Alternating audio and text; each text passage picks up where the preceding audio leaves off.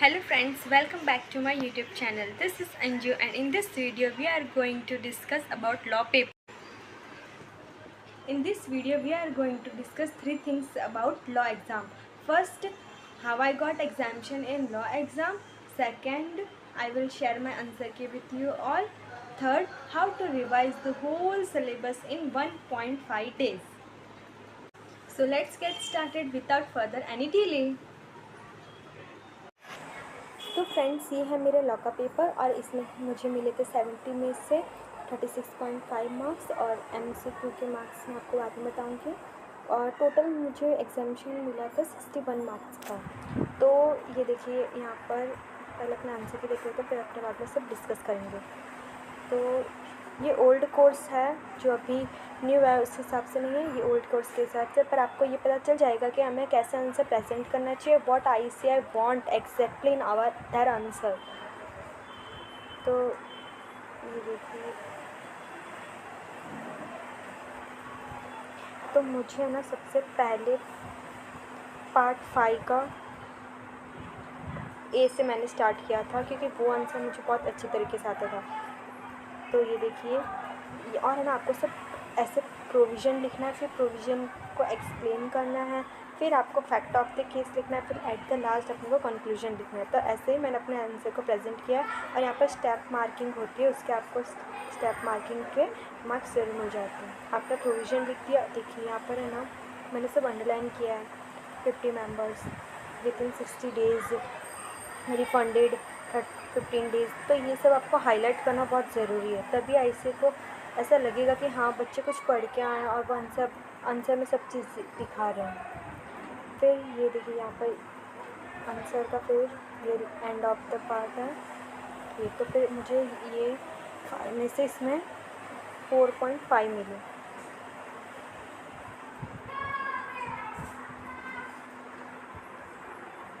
Next फिर मैंने 5th का B स्टार्ट किया था, उसमें क्वालिफिकेशन ऑफ ऑडिटर था। फिर इसमें जो पेनल्टीज़ थी वो मैंने हाईलाइट की थी यहाँ पर, और स्टेप मार्किंग से हिसाब से मार्क्स भी मिले थे। फिर ये सेकंड क्वेश्चन था। आपको ऐसा लिखना बहुत ज़रूरी है कि एज़ पर प्रोविज़न, और फिर जैसे मॉडल में जैसे प्रेजेंट किया होता है ना प्रोविज़न का, वैसे आपको एक्सप्लेन करना है। फिर यहाँ पर ये जो थर्ड क्वेश्चन है वो देखिए। फिर यहाँ लास्ट में कंक्लूजन लिखना होता है अपने को कि एग्जैक्टली हमारे क्वेश्चन में पूछा क्या था। तो ये 5th का C है, जो कि इंटरप्रिटेशन ऑफ स्टैट्यूट में से आया था।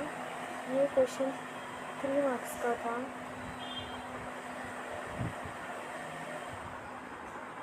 तो ये आपको है ना, इसके तो मैंने स्पेशली नोट्स बनाए थे अपने खुद के, तो वही मैंने लिखे थे।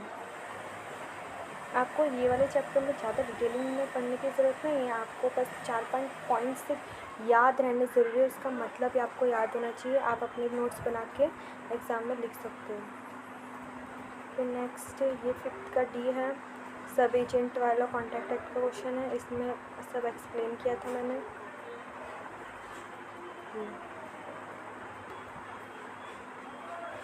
तो इसमें से मुझे ये टोटल हो गया।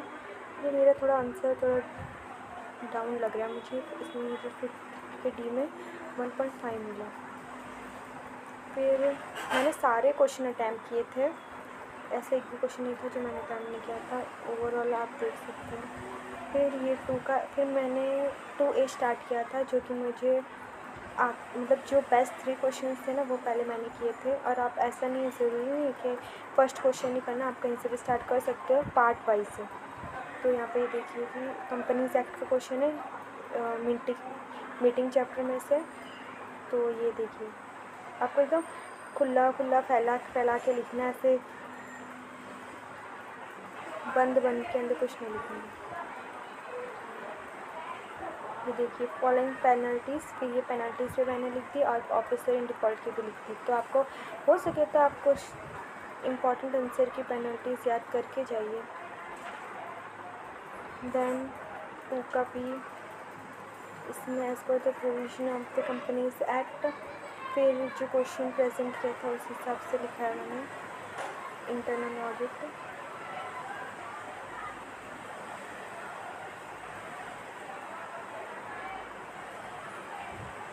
फिर ये टर्नओवर का question, fact of the case आप ऐसे लिख सकते हो। फिर है ना, आपको कुछ भी चीज़ हाईलाइट करके दिखानी हो ना, तो देखिए मैंने यहाँ पर क्या लिखा कि company generating turnover of 150 crore and holds outstanding loan 75 crore. फिर भी मैंने नीचे उसको प्रेजेंट किया, तो उनको ऐसे लगना चाहिए कि हाँ मतलब इनको सब आता भी है और ये लोग प्रेजेंट भी कर रहे हैं अच्छी तरीके आंसर।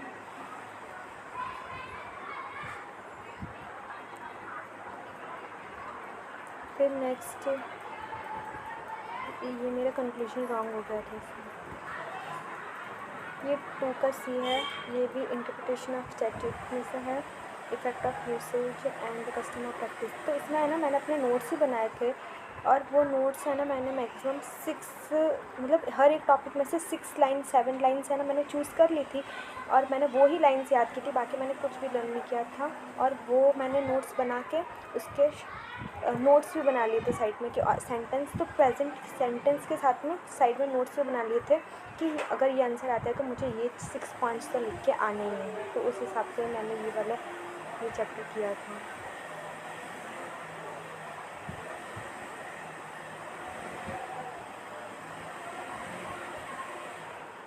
फिर ये नेगोशिएशन ऑफ इंस्ट्रूमेंट एक्ट तो बहुत लेंथी चैप्टर है, इसमें आप इम्पॉर्टेंट क्वेश्चन करके जाओ ना तो बहुत अच्छा रहता है।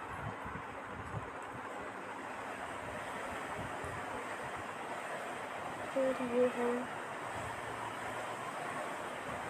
आप आंसर की प्रेजेंटेशन देख लीजिए, और यहाँ पर मैंने कुछ मिस्टेक भी की थी तो भी कुछ इशू नहीं है, बट आपका प्रेजेंट आंसर अच्छी तरीके से प्रेजेंट होना इम्पॉर्टेंट है।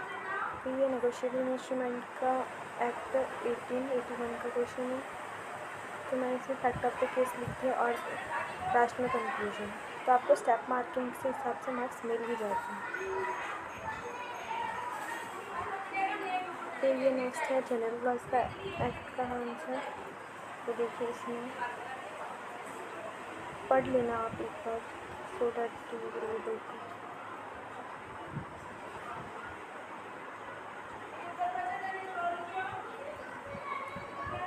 फोर्थ का सी, फिर मैंने लास्ट में फोर्थ का सी स्टार्ट किया था। ये अंडरलाइन करना बहुत इम्पॉर्टेंट है। देखिए आपको सब है ना, ये डिपॉजिट का क्वेश्चन था, और देखिए जब आप पॉइंट्स उनको जो पॉइंट्स चाहिए ना तो वो आप लिखेंगे, तो आपको देखिए यहाँ पर 3 टिक है और उनको यही पॉइंट चाहिए थे, तो उन्होंने अच्छी तरीके से मार्क्स भी दिए।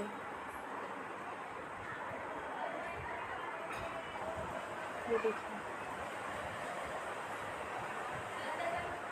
टोटल मुझे फोर्थ के सी में 3 मार्क्स मिले हैं,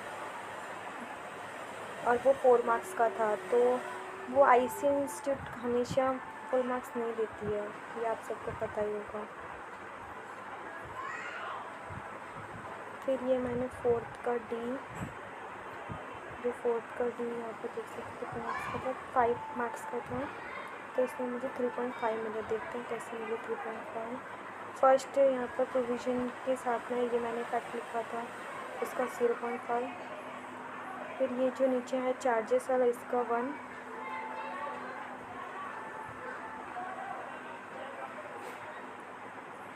और ये थर्ड का 1, तो ऐसे मुझे यहाँ पर मिले 3.5।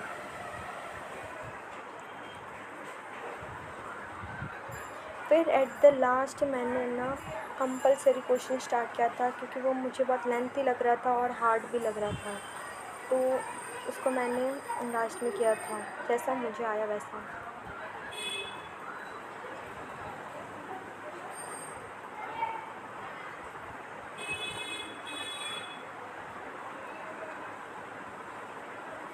फिर ये फर्स्ट का डी है।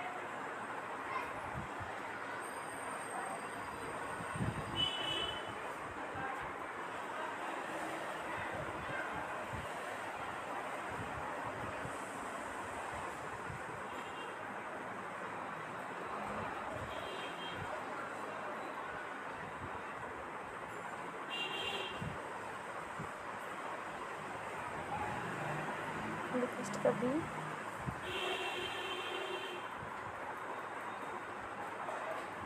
फिर ये CSR वाला क्वेश्चन था।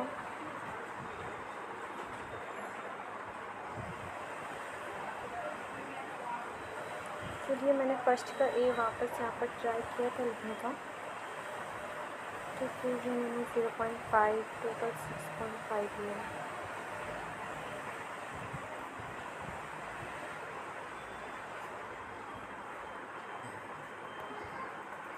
ये हो गया हमारा पेपर एंड।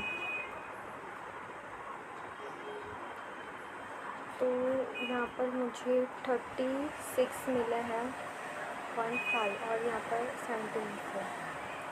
तो मैं आपके साथ ये डिस्कस करना चाहती हूँ कि है ना, हमें ये लॉ के एग्ज़ाम में या फिर कोई भी एग्ज़ाम हो, हमें ये 3 चीज़ का ध्यान रखना चाहिए कि पहले तो है ना, हमें पेपर पे जो हमें 15 मिनट्स मिलते हैं उसके अंदर हमें ना फर्स्ट कंपलसरी क्वेश्चन को देखना ही नहीं है और ना ही हमें MCQs को देखना है।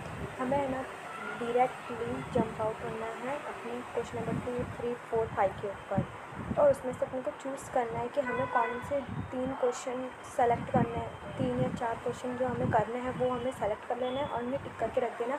और फिर टाइम बच जाता है तो हमें उनमें से पहला कौन सा क्वेश्चन करना है जो अपने को अच्छी तरीके से आता है, तो उसको अपने को अच्छी तरह से प्रेजेंट कर सकते हैं। और ऐसा जो फर्स्ट क्वेश्चन होता है ना, नॉर्मली वो बहुत ही टाइम कंज्यूमिंग होता है। नॉर्मली तो ऐसा होता है बट कभी कभी नहीं होता। और जो लास्ट वाले जो क्वेश्चन होते हैं वो टाइम कंज्यूमिंग नहीं होते, वो 15 मिनट्स या फिर 20 मिनट्स में कंप्लीट हो जाते हैं। तो हमें ना पहले फर्स्ट 3 को बेस्ट क्वेश्चंस करने हैं, फिर हमें MCQs को लेना है, फिर हमें वापस जो हमारे 2 क्वेश्चन बाकी रह जाते हैं वो करने हैं।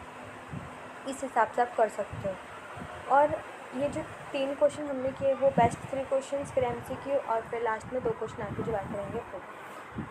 Third thing